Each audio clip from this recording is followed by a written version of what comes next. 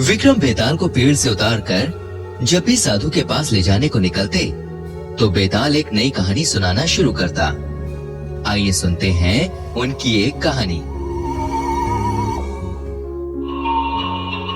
किसका त्याग बड़ा। एक समय की बात है, बर्दवान नाम के नगर में रूपसेन नाम का राजा रहता था। एक दिन दोपहर में राजा अपने कमरे में आराम कर रहा था। तभी उसे दरबार में कुछ शोर सुनाई दिया। राजा ने अपने सेवक को बुलाया और उससे शोर की वजह पूछी। सेवक ने बताया, राजन, एक बीरबल नाम का आदमी आपसे नौकरी मांगने आया है। ये सुनकर राजा खुद उस आदमी से बात करने दरबार की तरफ चल पड़े। राजा ने पूछा, कहो बीरबल, तुम किस काम में माहिर हो? बीरबल ने बताया, राजन, मैं आपका रक्षक बनके दिन रात आपकी रखवाली करना चाहता हूँ। राजा ने बोला, मंजूर है। कितनी तनख्वाह लोगे? बीरबल ने कहा, हर महीने मैं आपसे 1000 सोने के सिक्के लूंगा। दरबार में सभी लोग ये सुन के हैरान रह गए। एक रखवाला इतने पैसे मांग रहा है। राजा ने फिर पूछा, तुम्हारे घर में कितने लोग हैं?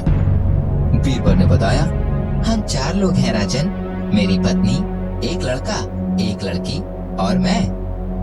राजा ने बीरबल की बात मान ली और उसे नौकरी पर रख लिया। बीरबल दिन रात राजा की रखवाली करता और जो तनख्वाह पाता उससे वो पहले जरूरतमंद लोगों को खाना खिलाता और आखिर में जो कुछ बचता उससे अपना परिवार पालता। बीरबल के इस दयालु स्वभाव की वजह से राजा आंखें बंद करके उस पर भरोसा करने लगे। एक रात राजा अपने कमरे में चैन की नींद सो रहे थे और बीरबल कमरे के बाहर पहरा दे रहा था। तभी अचानक दूर कहीं से एक औरत के रोने की आवाज आने लगी। राजा चौंक कर उठा। उसने बीरबल को बुलाया और आदेश दिया, बीरबल, पता लगाओ इतनी रात को कौन रो रहा है।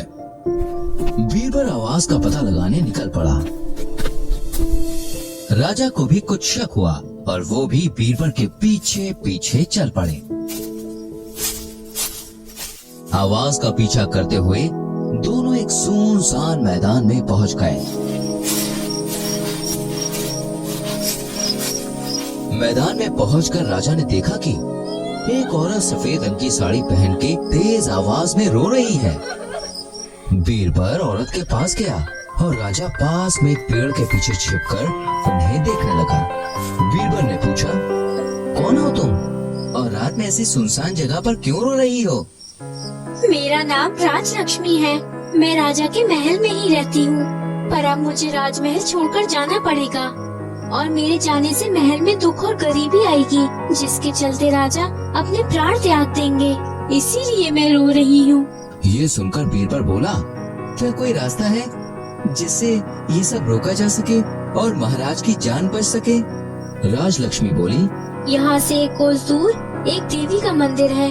अगर तुम उस देवी के मंदिर में अपना सब कुछ दान दे दो और सब कुछ छोड़कर अपने परिवार के साथ अपनी पूरी जिंदगी मंदिर की सेवा में लगाओगे तो राजा का राज 100 साल चलेगा। ये सुनकर बीरबल लौट चला। राजा भी छिपकर उसके पीछे पीछे चल पड़े। घर पहुंचकर बीरबल ने अपनी पत्नी को जगाया और उसे सारी बात बताई। बीरबल ने कहा, आज फर्ज पूरा करने का समय आ गया है। पत्नी बोली, मुझे आपके साथ चलने में कोई दिक्कत नहीं है, पर बच्चों का क्या होगा? बीरबल के बच्चे भी आंख बंद किए ये सब सुन रहे थे। अपनी माँ की बात सुन वो चुप न रह सके और उठकर बोले, हमें अपने माता पिता से बढ़कर कोई प्यारा नहीं और हम आपके साथ सब कुछ छोड़कर मंदिर में रहने को तैयार हैं। सबकी मर्जी जानकर बीरबल अपने परिवार के साथ नगर छोड़ के मंदिर में चला गया। पर बीरबल का गुजारा वहाँ हो न सका। मंदिर में खाने पीने की कमी की वजह से बीरबल और उसका परिवार कमजोर होता गया। एक दिन बीमार पड़ने से उसके दोनों बच्चे और बीवी चल बसे। ये दुख बीरबल से सहा न गया। वो अपने आप को कोसने लगा और अंत में मायूस होकर उसने भी अपने प्राण छोड़ दिए।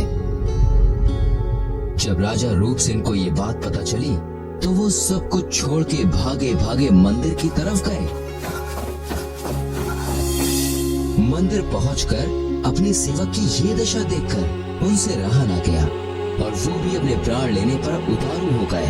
पर तभी मंदिर की देवी प्रकट हुई और उन्होंने राजा को अपने प्राण लेने से रोक लिया। देवी बोली, राजन, तुम्हारा अपने सेवक के लिए ऐसा प्रेम देखकर मैं बहुत खुश हुई। बताओ, तुम्हें क्या वरदान चाहिए? राजा बोला, देवी, अगर आप सच में मुझे कुछ देना चाहती हैं, तो बीरबल और उसके परिवार को फिर से जीवित कर दीजिए। देवी ने आशीर्वाद दिया और बीरबल और उसका परिवार जी उठा। राजा बीरबल को नगर वापस ले गया और खुशी खुशी अपना राजपाट संभालने लगा। कहानी खत्म हुई और बेताल के सवाल पूछने की बारी आई। बेताल बोला, राजन, इस कहानी में बीरबल, उसका परिवार और राजा तीनों ही बहुत भले थे, पर इन सब में सबसे बड़ा त्याग आप किसका मानेंगे? सवाल सुन के विक्रम बोले, बीरबल और उसके परिवार का त्याग सच में बड़ा है, पर बीरबल ने अपना सब कुछ अपने कर्तव्य के लिए त्यागा, जो उसका धर्म भी था।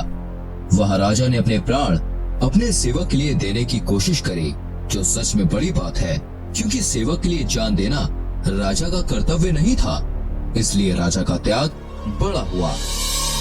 और जवाब सुनकर बेताल फिर से पेड़ की तरफ उड़ गया।